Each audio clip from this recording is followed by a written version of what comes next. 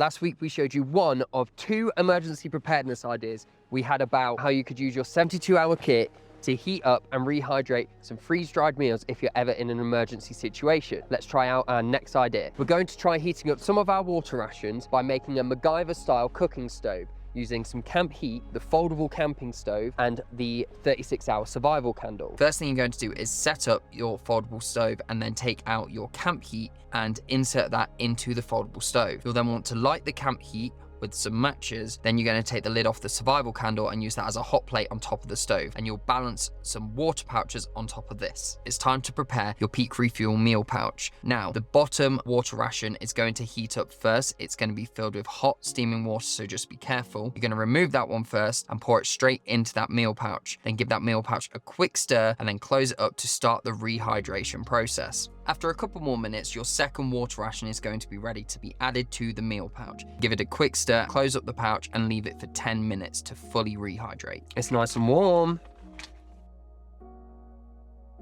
It just took the normal 10 minutes. And that wraps it up. One meal crafted on the go using your 72-hour kit. This could come in handy during any emergency scenario where your kit is accessible, and it's wise to stash an extra meal in your vehicle for added preparedness. Stay tuned for more videos coming soon on emergency preparedness and join us on this journey. Cheers.